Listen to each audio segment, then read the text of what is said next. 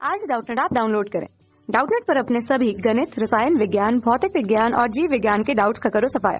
बस प्रश्न की फोटो खींचो, एक ही प्रश्न को क्रॉप करो और तुरंत वीडियो सोल्यूशन पाओ।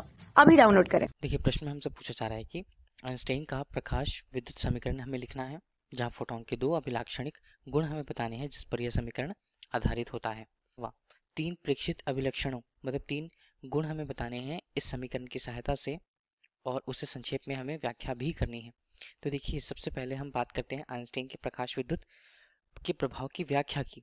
उन्होंने सन 1905 में आइंस्टाइन ने क्या किया था, सबसे पहले प्लांक नामक वैज्ञानिक के दिए हुए एक सिद्धांत, जिसे हम क्या बोलते हैं, क्वांटम सिद्धांत कहते हैं। प्रकाश को कणों के तौर पर लिया गया था, जिसमें प्रकाश को ऊर्जा के छोटे छोटे बंडलों के रूप में माना गया, जिन्हें हम क्या कहते हैं, जिन्हें हम कहते हैं फोटोन। अब इस प्रकार प्रकाश किसी वस्तु पर आपतित होती है, प्रकाश जब आपतित होती है तो उसमें बहुत सारे फोटोनों की संख्या होती है जो उनकी तीव्रता को स्पष्ट करती है। और इसी आधार पर आइंस्टीन ने क्या किया था, प्लांक के क्वांटम सिद्धांत के ही आधार पर प्रकाश विद्युत प्रभाव की व्याख्या करी थी। व्याख्या के आधार पर उन्होंने यह बताया कि प्रकाश जो होते हैं प्रकाश बंडलों के रूप में होते हैं, जिन्हें हम क्या कहते हैं, प्रत्येक बंडल को कहा जाता है फोटोन। इस प्रकार जो फोटोन होते हैं, तो फोटोन की जो ऊर्जा की बात आती है, तो प्रत्येक फोटोन द्वारा धारण की हुई ऊर्जा E बराबर एच न्यू के रूप में व्यक्त होती है।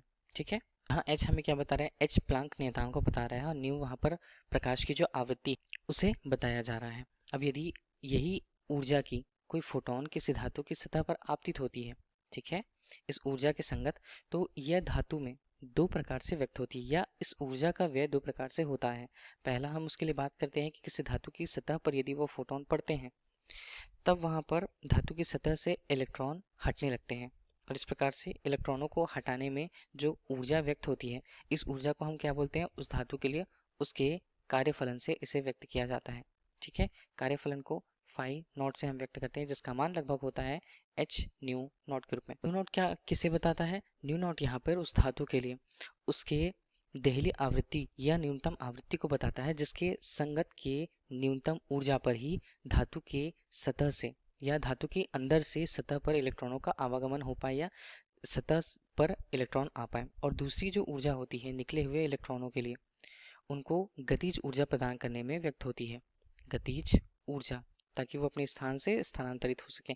इसे क्या लिखा जाता है, के मैक्स के रूप में इसे प्रस्तुत किया जाता है। अब यहाँ पर यदि हमने ऊर्जा संरक्षण का नियम लगा दिया, तो ऊर्जा संरक्षण के नियम से जो कुल फोटोन की ऊर्जा होती है E, वो जिसे फाई नॉट से हमने प्रस्तुत कर रखा, और बचे हुए इलेक्ट्रॉन जो बाहर आ चुके थे उन्हें गतिज ऊर्जा प्रदान करने के लिए उसमें व्यक्त होता है मैक्सिमम वर्ग के रूप में।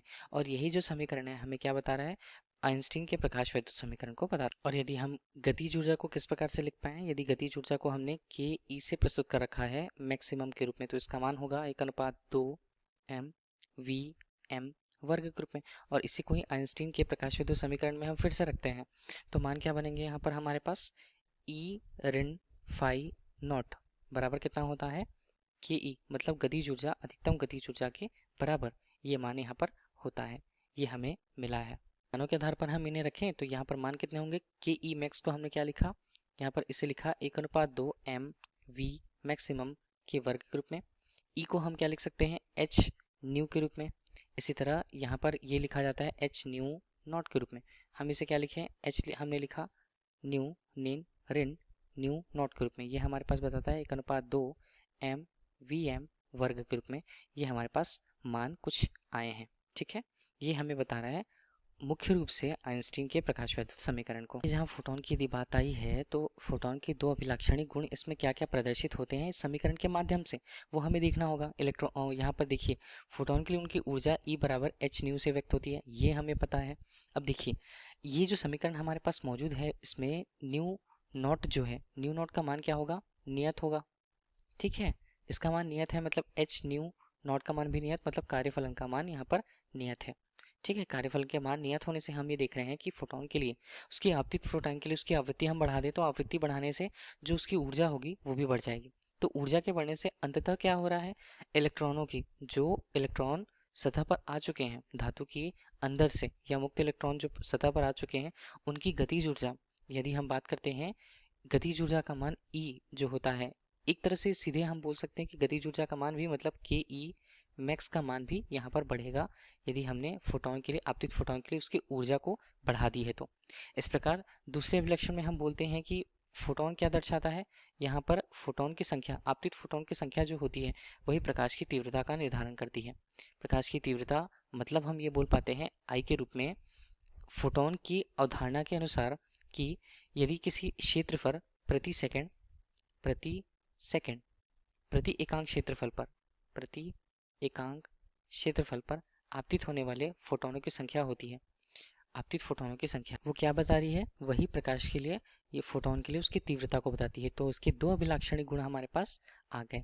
इस तरह हमें और क्या कहा गया प्रश्न में कहा गया है कि तीन प्रेक्षित अभिलक्षणों की समीकरण की सहायता से संक्षेप में हमें व्याख्या करनी है कि किस प्रकार से इनके मान परिवर्तित होते हैं।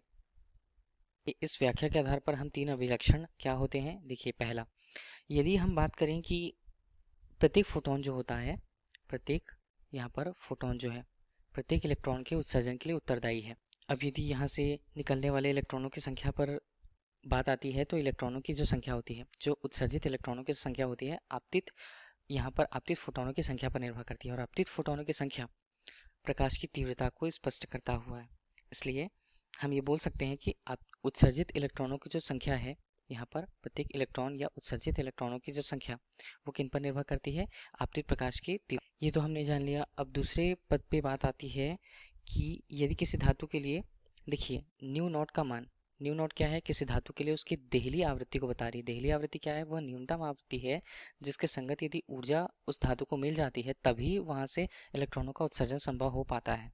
अब देखिए ये क्या होगा, ये एक नियत राशि होगा, ये एक नियत राशि होगी। तो हमने समीकरण से देखा था h, यहाँ पर हमने लिया न्यू ऋण न्यू नॉट के रूप में, और इसका मान क्या होता है, इसका मान यहाँ पर बराबर होता है 1/2 mv मैक्स, मतलब उसके वर्ग के। मतलब यहाँ पर इसे हम क्या बोल सकते हैं, गतिज ऊर्जा, अधिकतम गतिज ऊर्जा कह सकते हैं। इस प्रकार देखिए इस समीकरण पर यदि हमने क्या किया हुआ है, यहाँ पर देखिए न्यू नॉट का मान तो नियत है जो हमने पहले ही समझ लिया है। तो यहाँ पर एच न्यू का मान, यदि हमने आवृत्ति के मान को, आपतित प्रकाश के लिए उसके आवृत्ति के मान को यदि बढ़ाया तो ये पूरा पद यहाँ पर बढ़ने वाला है, और इस पूरे पद के बढ़ने से क्या होगा, यहाँ पर गतिज ऊर्जा के मान में वृद्धि होगी। इस प्रकार से हम कह सकते हैं कि आपतित प्रकाश की आवृत्ति यदि हम बढ़ाते हैं तो उसके संगत जो गतिज ऊर्जा होती है इलेक्ट्रॉनों की, जो वहाँ पर सतह पर आ गए होते हैं, उनकी गतिज ऊर्जा का मान बढ़ जाता है। और यदि तीव्रता की बात आती है तो इनमें यहाँ पर तीव्रता नहीं है, तो ये तीव्रता पर निर्भर नहीं करती हैं। तीसरी स्थिति हम बात करते हैं कि यदि हमने न्यू नॉट, जो देहली आवृत्ति है, उसके संगत देखिए कोई प्रकाश यदि आपतित कराया और उसकी जो आवृत्ति है न्यू के रूप में प्रदर्शित है।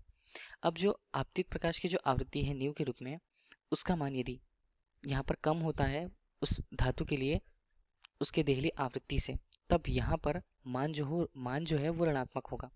मान ऋणात्मक होगा, इसका मतलब ये है कि इलेक्ट्रॉनों का उत्सर्जन संभव नहीं हो पाएगा, क्योंकि न्यू नॉट हमें क्या बताता है, न्यूनतम यहाँ पर आवृत्ति को बताता है, जिसके संगत यदि हम ऊर्जा को देखते हैं तो वो कार्यफलन को बताता है। अब कार्यफलन से नीचे यदि उसे ऊर्जा प्राप्त होती है तो वहां से इलेक्ट्रॉनों का उत्सर्जन संभव नहीं होता है। यही हमसे प्रश्न पूछा गया था। धन्यवाद। कक्षा 6 से 12वीं से लेकर नीट, IIT, JEE वो एडवांस के लेवल तक 1 करोड़ से ज्यादा छात्रों का भरोसा। आज ही डाउनलोड करें डाउटनेट ऐप या व्हाट्सएप करें अपने सारे डाउट्स 8400 400 400 पर।